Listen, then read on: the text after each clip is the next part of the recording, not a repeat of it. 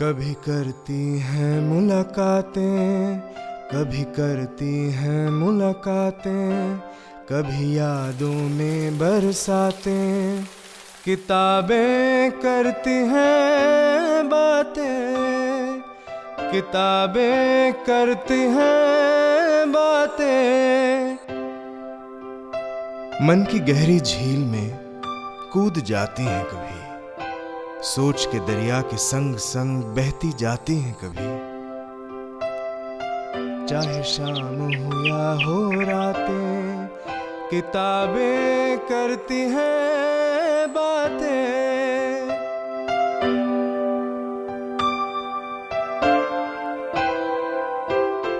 Welcome to Kitabnama, Books and Beyond. I am Mihir Sharma, and with me is Rajdeep Sardesai, the author of 2014, The Election That Changed India. Rajdeep, thanks for coming on. A lot of people have loved this book. Why did you decide to write it? Mir, frankly, I planned to take some kind of a sabbatical after the general elections of 2014. Television is very wearing. It had worn me down. And I was planning to write a book. My publisher suggested, why don't you write a book on Narendra Modi? And I said, look, I'm not equipped to write a book on Narendra Modi because as it is, there are a lot of Modi biographies coming out. And I haven't sort of, I didn't feel that I was the right person to write a Modi biography. I think the Prime Minister is a work in progress. I also thought of writing a book on the media.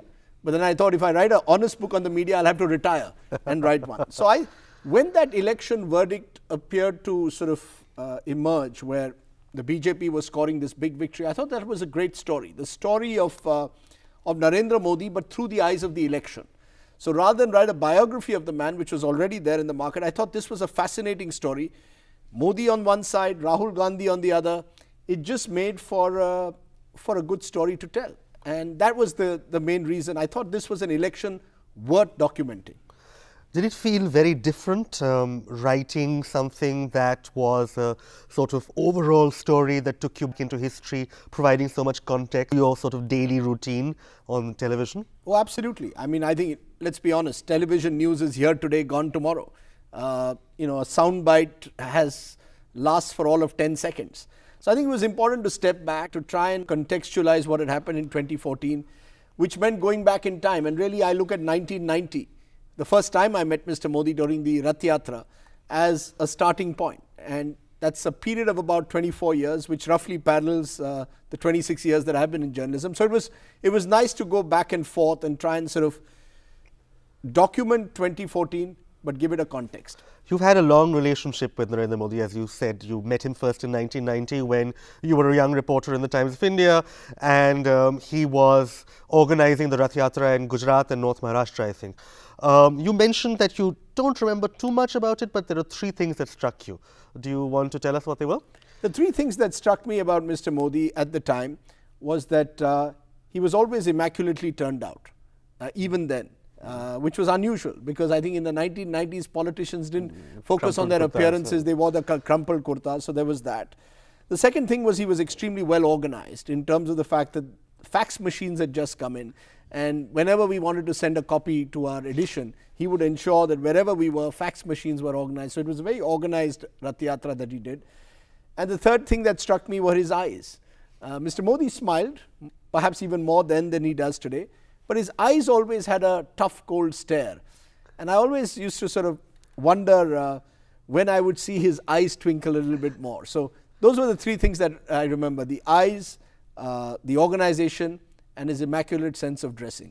You were the face of the Delhi media reporting on the 2002 riots. And you met him once or twice on that occasion. And how does it feel now to be, when you write about Mr. Modi, to be attacked maybe by left or by right for have your opinions changed, have they not changed, and so on and so forth? Two things. One, I think I became the face because of television. I think there were lots of journalists who did very fine work in print. It's just the nature of the media. I covered the 92-93 riots in Mumbai with perhaps far greater intensity because it's a city I knew even better than Ahmedabad. No one remembers that. The television image stays in the mind. And I think that's what has led to some kind of polarization of opinion. I think Gujarat 2002 polarized opinion, even about Mr. Modi. Either you had to be with Mr. Modi or against him. And frankly, even 12 years later, you still have that polarization that takes place. So there are friends of mine who say that, you haven't focused adequately in the book on 2002. You virtually absolved Mr. Modi of any involvement. And I try and defend myself and try and say that this book is not just about 2002, it's 2014. And please read it in its entirety. I still have strong feelings about what happened in 2002. But my book at the end of the day is about 2014. And I think I would be doing injustice to the book and to Mr. Modi if I sort of stayed put in 2002. But we live in a very polarized society today. It's interesting, however, that one of the things that struck me when I was reading that chapter about 2002 was you say that, in fact, when the BJP eventually met in Goa, and there were questions about whether Mr. Modi would continue as Chief Minister of Gujarat, the then Prime Minister, Atal Bihari Vajpayee, may have wanted to ask him to leave. But you had said that already, in some ways, Mr. Modi had, if not surpassed Mr. Vajpayee, but had become more representative of his party. I wouldn't say surpassed Mr. Vajpayee. I think that would be very unfair because Mr. Vajpayee was Prime Minister at the time. But yes, I think within the rank and file, he had a connect which Gujarat 2002 gave him. I think he got an identity. He was then defined as the Hindu Hriday Samrat. And one of the reasons why Mr. Advani was able to carry the day and ensure that Mr. Modi continued as the Chief Minister of Gujarat during that Goa conclave was the belief that Mr. Modi had struck a chord with the party's rank and file. And I think right up to till this day, that connect remains. Mr. Modi is seen by the BJP rank and file as someone they can easily ideologically identify with. The contrast that you draw with Rahul Gandhi of the Congress party is not very flattering in many ways, because Mr. Modi is clearly an always-on politician. He's an always-on administrator. But you say in this book that too many people in the Congress would complain that Mr. Rahul Gandhi was never available, and you describe him as a 9 to 6 kind of guy. To 6, but he certainly doesn't seem to me to be a 24/7 politician. And we are in the age of 24/7 politicians. The Prime Minister seems to be a 24/7 politician. A number of the more successful chief ministers are completely hands-on. I don't think you can be a politician who, when your birthday is being celebrated and party workers are lined up outside your house, and I reflect on that, you're in Europe. Rahul Gandhi is very rarely it's in July or June. Or so. In June, I think it's sometime in June in the heat. Summer, yes. In the heat, you have people lining up outside his house with flowers and cakes, but the leader is away. Now, politicians have to necessarily celebrate their birthday in a particular way. That's the nature of politics. Mulayam Singh's 75th birthday, I'm told, is a big tamasha today. So I think that's the nature of politics, and you've got to be someone who connects with your workers day after day, hour after hour. You have no private life as a politician. I can understand Rahul Gandhi's desire to zealously guard his privacy, but then you can't be in politics in India. One of the interesting things that you say about the UPA and the last government was that you felt that they in some ways had lost in 2011 at the point of that the anti-corruption protests began in Delhi. Do you want to reflect on that and maybe on the role of the media and yourself perhaps in creating that, or not creating that, but helping it along? Yeah, well, let's put it this way. I strongly believe that 2011 was the annus horribilis for this government. That was the year when everything went wrong for the UPA government. Whether it was the Anna agitation, whether it was the string of corruption scams. Did the media play a role in sort of creating the surround sound? Yes, it did. I mean, the media created a surround sound around this whole anti-corruption movement, and I think the government lost its nerve. Primetime television did that to this government. Now, was it ethical? Was it unethical? My sense is the media, the television camera in particular, is amoral. It goes wherever it sees action, wherever it sees drama. It saw in Anna Hazare, a 75 or 77-year-old Gandhian going on fast. The image seemed dramatic. Gandhi in the background, Anna there. And we just got carried away in a way by what was happening. But, at the end of the day, the government can't fire off our shoulders, or the then government can't fire over our shoulders and say we lost our nerve because the media put pressure on us. That's no excuse. At the end of the day, I think the anti-corruption movement also struck a chord because people were visibly angry. Did it feel different to you to be doing those shows from the middle of Jantar Mantar from a lot of the other shows that you've done in your life? I think the media became a cheerleader. Let me be very honest for Anna Hazare. I mean, we had slogans like India is Anna and Anna is India. And yes, if you do a show in Jantar Mantar surrounded by Anna's supporters, then there's only one way that show is going. And I think the competitiveness of television ensures that every channel wanted to magnify what was happening on the street.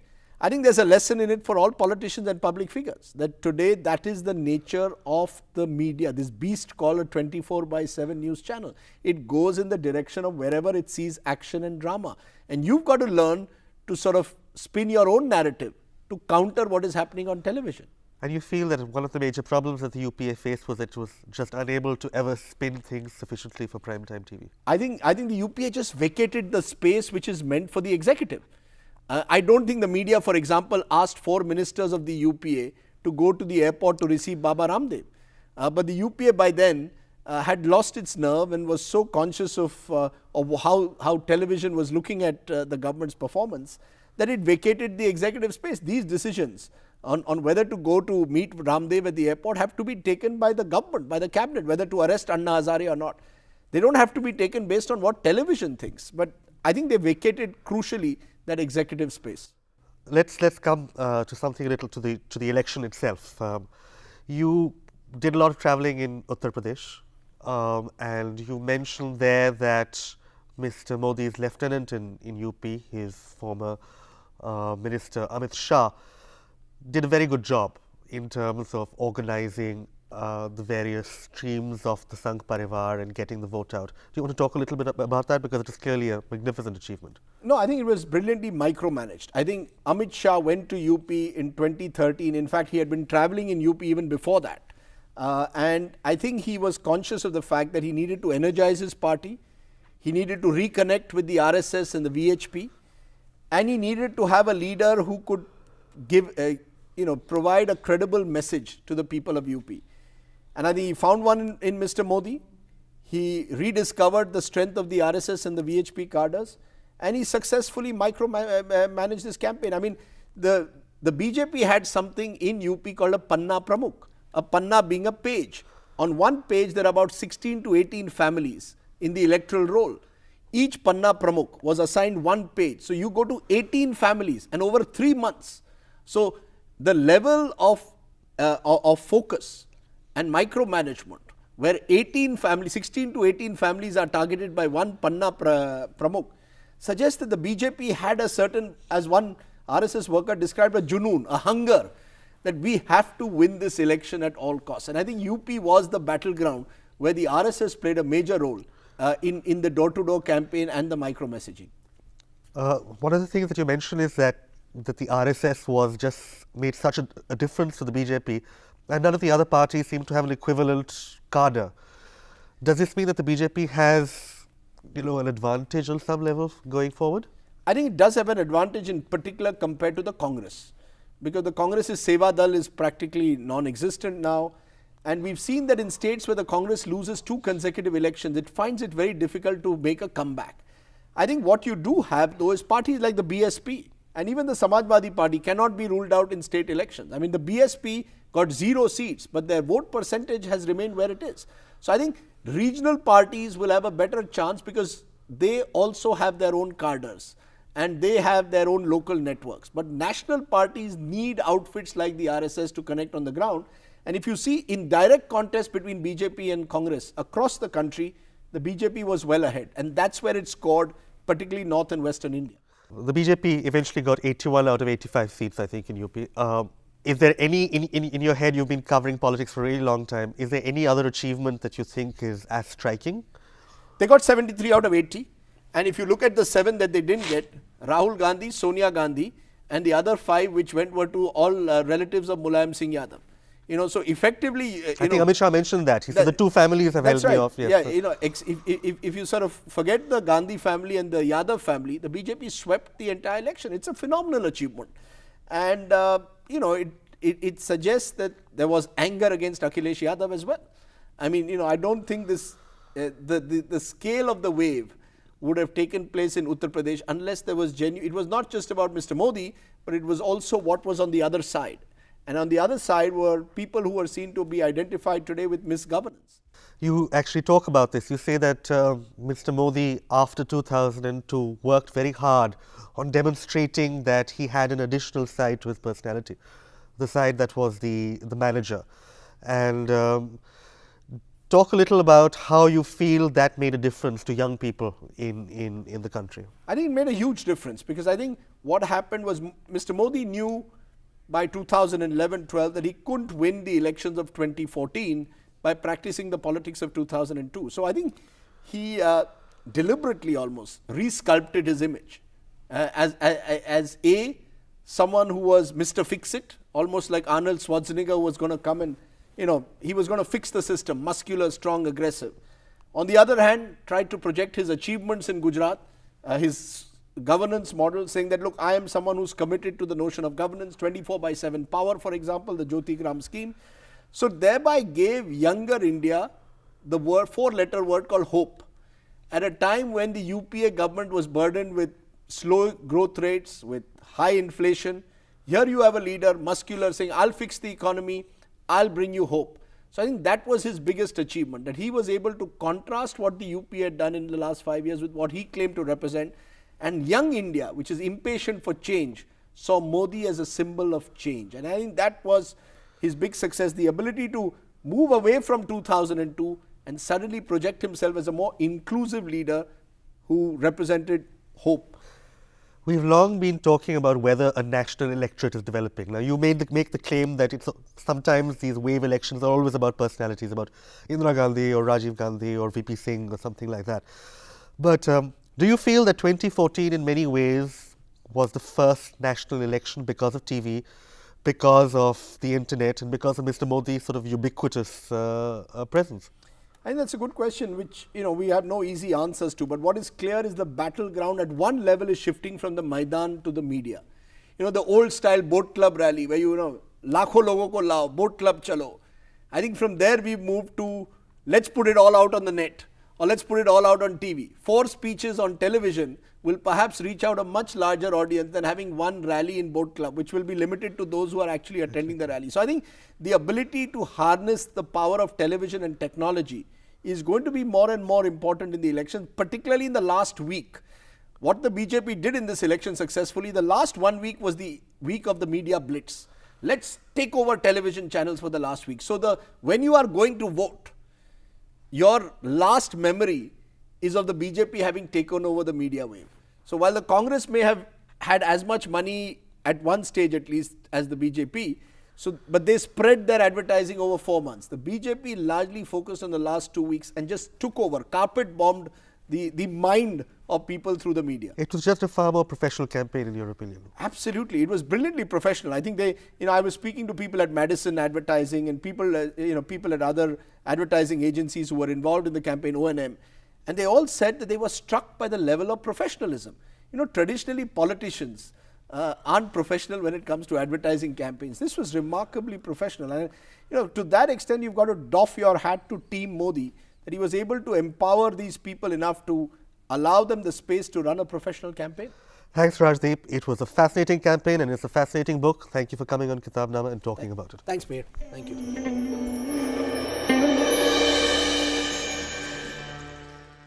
ਨਜ਼ਮ ਹੈ ਹੱਸਦੀ ਉਦਾਸੀ। ਅੱਜ ਦੀ ਉਦਾਸੀ ਨੂੰ ਮੈਂ ਘਰ ਹਰਗਿਜ਼ ਨਹੀਂ ਬਿਠਾਣਾ ਹੈ। ਇਹਨੂੰ ਆਪਣੇ ਝੋਲੇ 'ਚ ਪਾ, ਸ਼ਹਿਰ ਦੀਆਂ ਸੜਕਾਂ 'ਤੇ ਨਿਕਲ, ਇਹਦਾ ਜੀ ਪਰਚਾਣਾ ਹੈ। ਅੱਜ ਕੌਫੀ ਹਾਊਸ ਦੇ ਵੇਟਰਾਂ ਤੋਂ ਮੁਸਕਰਾਹਟਾਂ ਦਾ ਉਧਾਰ ਲਿਆਣਾ ਹੈ। ਲਾਇਬ੍ਰੇਰੀ ਦੇ ਚਪੜਾਸੀ ਨਾਲ ਕੋਈ ਪੁਰਾਣਾ ਮਜ਼ਾਕ ਦੁਹਰਾਣਾ ਹੈ। ਗੁਲ ਮੁਹਰ ਦੇ ਪੇੜ ਤੋਂ ਇੱਕ ਫੁੱਲ ਚੁਰਾ ਕੇ ਆਪਣੇ ਵਾਲਾਂ 'ਚ ਲਾਣਾ ਹੈ। ਉਦਾਸੀ ਦੂਰ ਕਰਨ ਦੇ ਜਦ ਇਹ ਸਾਰੇ ਨੁਸਖੇ ਅਜ਼ਮਾ ਕੇ ਮੈਂ ਥੱਕ ਜਾਵਾਂਗੀ ਅਤੇ ਕੁੜੀਆਂ ਦੇ ਹੋਸਟਲ ਦੇ ਸਾਹਮਣੇ ਢਲਾਨ 'ਤੇ ਬੈਠ ਕੇ ਆਪਣਾ ਸਿਗਰਟ ਸੁਲਗਾਵਾਂਗੀ। ਸਿਗਰਟ ਦੀ ਰਾਖ ਅੱਜ ਦੀ ਨਜ਼ਮ ਵਿੱਚ ਜ਼ਰੂਰ ਰਲ ਜਾਏਗੀ ਅਤੇ ਪੜ੍ਹਨ ਵਾਲਿਆਂ ਨੂੰ ਬੜੀ ਛਿੜ ਆਏਗੀ। ਉਹ ਕਹਿਣਗੇ ਇਹ ਤਾਂ ਅੰਮ੍ਰਿਤਾ ਦੌਰ ਦੀਆਂ ਕਵਿਤਰੀਆਂ ਦੀ ਸੀਮਾ ਹੈ, ਬਸ ਇੱਕ ਸਿਗਰਟ ਹੀ ਇਹਨਾਂ ਦਾ ਜੀਵਨ ਬੀਮਾ ਹੈ। ਆਪਣੀ ਸੀਮਾਵਾਂ ਬਾਰੇ ਸੋਚ ਮੈਂ ਹੋਰ ਉਦਾਸ ਹੋ ਜਾਵਾਂਗੀ। ਦੋਸ਼ ਤਾਂ ਖੈਰ ਟੁੱਟੇ ਜੇ ਢਾਈ ਇਸ਼ਕਾਂ ਦੇ ਨਾਲ ਲਾਵਾਂਗੀ ਤੇ ਸਾਲਮ ਅਹਿਸਾਸ ਲੱਭਦੀ ਲੱਭਦੀ ਸ਼ਹਿਰ ਦੇ ਸ਼ਾਇਰ ਕੋਲ ਜਾਵਾਂਗੀ। ਉਹਦੀ ਇੱਕ ਜੇਬ ਵਿੱਚ ਸ਼ਰਾਬ ਦਾ ਅਦੀਆ ਹੋਵੇਗਾ ਤੇ ਦੂਜੀ ਵਿੱਚ ਜਾਦੂਈ ਨਜ਼ਮ ਦਾ ਕਮਾਲ। ਹੌਲੀ ਜਿਹੀ ਮੈਂ ਵੀ ਹੋ ਜਾਵਾਂਗੀ ਨਾਲ। ਉਹ ਮੈਨੂੰ ਜ਼ਿੰਦਗੀ ਦਾ ਇੱਕ ਅੱਧਾ ਮੰਤਰ ਸਿਖਾਏਗਾ, ਆਪਣੀ ਨਵੀਂ ਨਜ਼ਮ ਸੁਣਾ ਕੇ ਸ਼ਰਾਬ ਛੱਡ ਦੇਣ ਦੀ ਕਸਮ ਖਾਏਗਾ। ਮੈਂ ਵੀ ਨੇਕ ਇਰਾਦਿਆਂ ਦੀ ਫਹਿਰਿਸਤ ਬਣਾਵਾਂਗੀ। ਬਸ ਇੱਕ ਇਸ਼ਕ ਹੋਰ ਦੀ ਮੋਹਲਤ ਮੰਗ, ਅੱਖਰ ਅੱਖਰ ਹੋ ਜਾਵਾਂਗੀ। ਸਾਡੀਆਂ ਕਸਮਾਂ ਸੁਣ ਭਟਕਦਾ ਦਿਨ ਕੁਝ ਦੇਰ ਲਈ ਠਹਿਰ ਜਾਏਗਾ। ਉਹਨੂੰ ਖੂਬ ਹਾਸਾ ਆਏਗਾ। ਉਦਾਸ ਦਿਨ ਨੂੰ ਹਸਾਨ ਦੇ ਜਾਦੂ ਵਿੱਚ ਮੈਂ ਵੀ ਸ਼ਾਮਿਲ ਹੋ ਜਾਵਾਂਗੀ ਤੇ ਹੱਸਦੀ ਉਦਾਸੀ ਦੀਆਂ ਸਤਰਾਂ ਬਿਖੇਰ ਘਰ ਪਰਤ ਆਵਾਂਗੀ। I will not let sorrow sit still today in my home. Pushing it into my jhula, I will take it along to the city streets. Today I will steal a bright red gulmohar blossom and put it in my hair. Borrowing smiles from the coffee house waiter, a little joke with the library caretaker I will share. When all these tricks to cheer a sorrowing day fail, I will sit on the slope outside the girls' hostel and light my cigarette. The ashes will mix for sure in my poem today. Readers will get a chance to say I'm all wrong. I will be ever so pained, blaming it all on my wretched 2 affairs and a half. I will go to the poet of the city, looking for life sans restraint. He will have half a bottle of rum in one pocket and a freshly written poem in the other.